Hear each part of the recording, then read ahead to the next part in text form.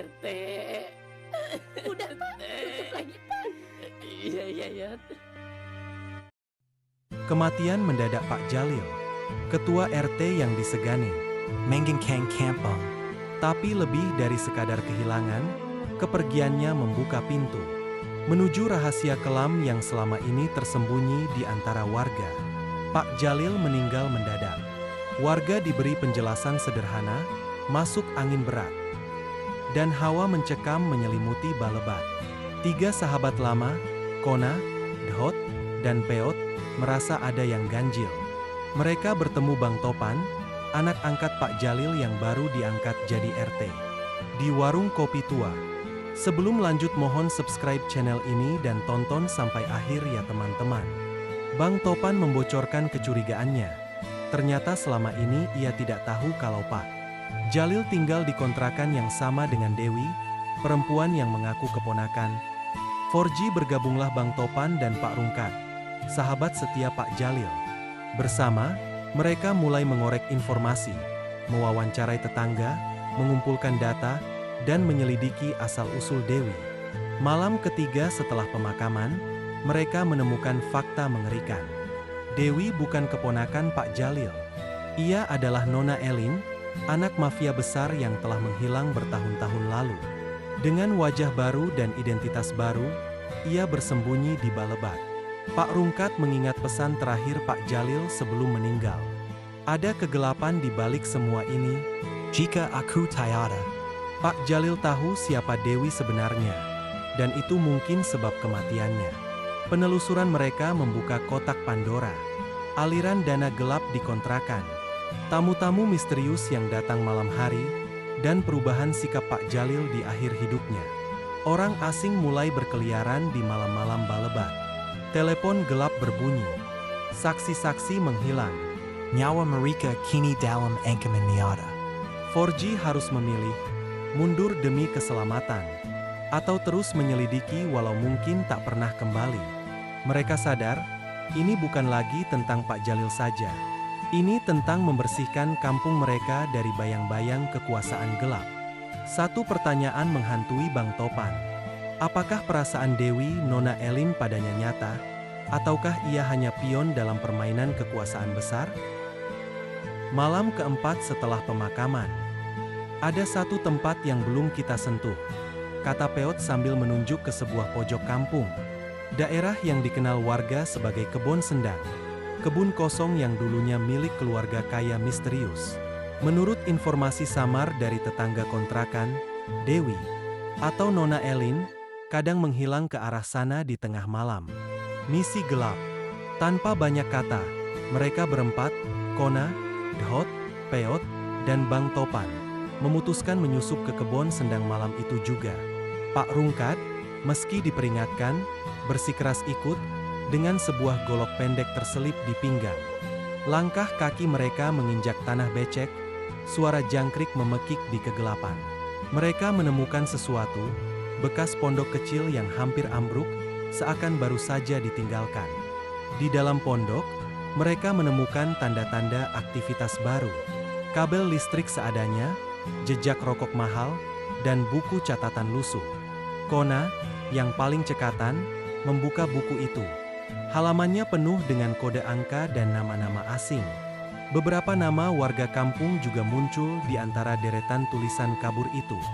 Ini bukan sekadar persembunyian, bisik Bang Topan.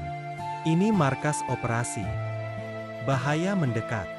Saat mereka membolak-balikan isi pondok, suara gemerisik terdengar dari luar. Lampu senter menerpa kegelapan. 3 sosok berjas hitam melangkah cepat ke arah pondok. Mereka adalah orang-orang suruhan Nona Elin, wajah mereka keras, ekspresi kosong. Cepat, kabur, teriak Dhot.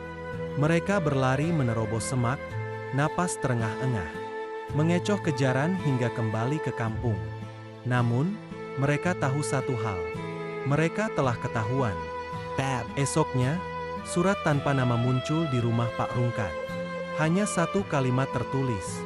Hentikan penyelidikan, atau kalian akan ikut dikubur bersama rahasia. Bang Topan semakin gelisah. Tapi ia juga marah. Wajah Dewi terlintas dalam pikirannya. Senyum manis yang dulu membuatnya percaya, kini tampak seperti topeng mengerikan. Forji sepakat, mereka harus melangkah lebih jauh. Sebelum segalanya terlambat, mereka membagi tugas. Kona dan Dhot menggali lebih banyak informasi tentang tamu-tamu asing di Balebat. Peot menyelidiki sumber uang kontrakan. Bang Topan dan Pak Rungkat akan berusaha mengorek langsung dari Dewi. Malam itu juga, Bang Topan memutuskan untuk menemui Dewi sendirian. Bab pertemuan berbahaya. Di kontrakan yang dulu ditempati bersama Pak Jalil, Dewi duduk di ruang tamu. Mengenakan gaun merah gelap, tampak lebih dingin dari biasanya. "Aku tahu kamu datang untuk bertanya," kata Dewi dengan suara datar, tanpa basa-basi. Bang Topan mencoba mengendalikan emosinya. "Siapa kamu sebenarnya?" desaknya. Dewi menatapnya tajam. Ada kelelahan di matanya, tetapi juga sesuatu yang lain, kekuatan yang mengintimidasi. Aku adalah masa depanmu, Topan," katanya, sambil tersenyum pahit. "Kamu bisa ikut aku, atau kamu akan berakhir seperti mereka yang menolak." Seketika, Bang Topan merasa jebakan itu mulai mengatup. Tapi jauh di lubuk hatinya, ada sesuatu yang membuatnya bertahan. Kenangan Pak Jalil, dan janji kepada Forji. Bang Topan menahan napas. Kata-kata Dewi menggantung di udara seperti racun yang perlahan menyebar. "Apa maksudmu masa depanku?" tanyanya dengan suara bergetar. Dewi bersandar santai, seolah segala sesuatu sudah dalam genggamannya. "Kau anak angkat Pak Jalil, orang yang disegani di kampung ini. Dengan namamu, aku bisa menjalankan sesuatu yang besar, tanpa ada yang curiga," katanya. Topan menelan ludah. "Bisnis?" jawab Dewi ringan. "Bisnis yang jauh lebih menguntungkan daripada jadi ketua RT kampungan." Topan tahu, ini bukan sekadar bisnis.